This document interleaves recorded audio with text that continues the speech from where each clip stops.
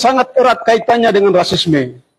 Karena bagi saya, rasisme di Indonesia bukan lagi urusan personal, tetapi sudah sistemik dipelihara agar menjadi kendaraan politik ekonomi penguasa.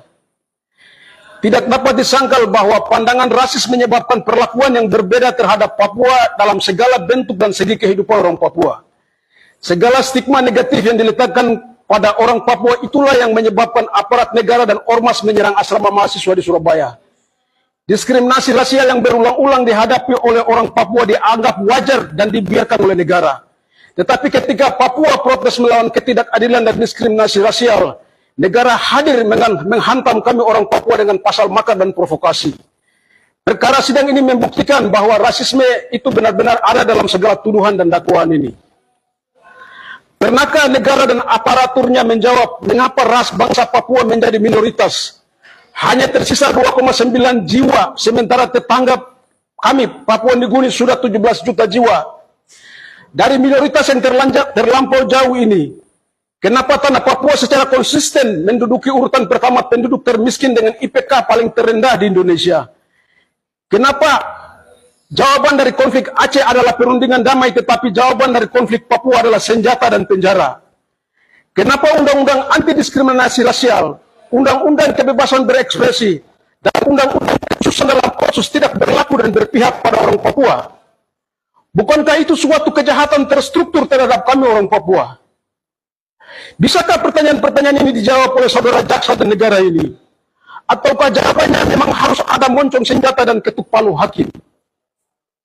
Kenapa negara ini menghindari kajian dan solusi LIPI, BRIN, dan lain-lainnya, lalu membawa rakyat dan kemanusiaan Indonesia dalam ruang kegelapan yang paling gelap dari ruang penjara saya di Lapas Habepura? Majelis Hakim dan Jaksa yang terhormat, kehadiran saya pada aksi damai tolak rasisme tanggal 19 Agustus 2019 adalah untuk mempertanyakan semua itu.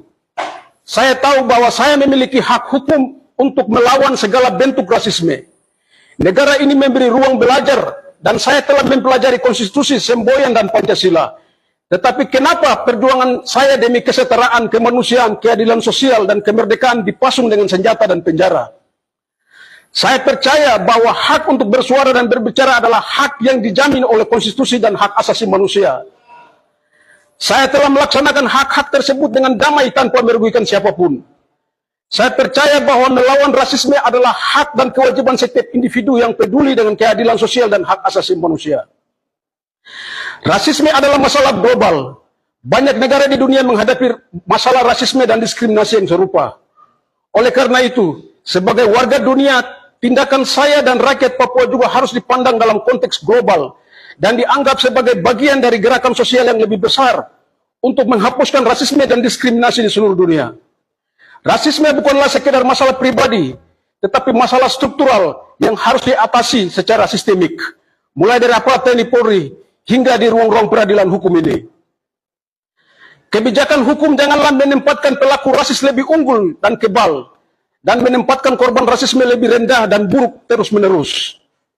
Karena rasisme struktural adalah ketidakadilan yang terbangun dari kebijakan, hukum, norma, dan nilai yang diterapkan oleh sistem yang ada, yang menguntungkan kelompok tertentu dan merugikan kelompok lainnya.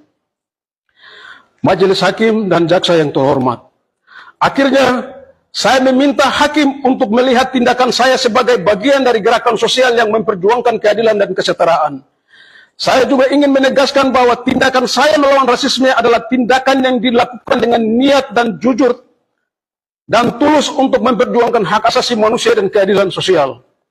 Saya tidak melakukan tindakan tersebut untuk tujuan pribadi, melainkan untuk mewakili suara ras bangsa saya yang terdampak dari diskriminasi dan ketidakadilan. Oleh karena itu, saya berharap agar hakim dapat membebaskan saya dari segala tuduhan yang diarahkan kepada saya, dan memberikan keadilan untuk saya, tetapi juga untuk bagi orang Papua, Indonesia, dan dunia, bahwa di ujung palu hakim tidak ada rasisme melainkan kejujuran, kebenaran, dan keadilan. Saya harus mengakui dengan jujur dan berterima kasih untuk majelis hakim yang benar-benar mempertaruhkan segalanya untuk menghormati hak kesehatan saya hingga terselesainya proses perawatan dan pengobatan. Begitu pula pihak penasihat hukum, jaksa yang bekerja sama sehingga hak dan kewajiban dalam proses peradilan terpenuhi, sekalipun tembok-tembok ketidakadilan yang menghancurkan kemanusiaan di depan hukum.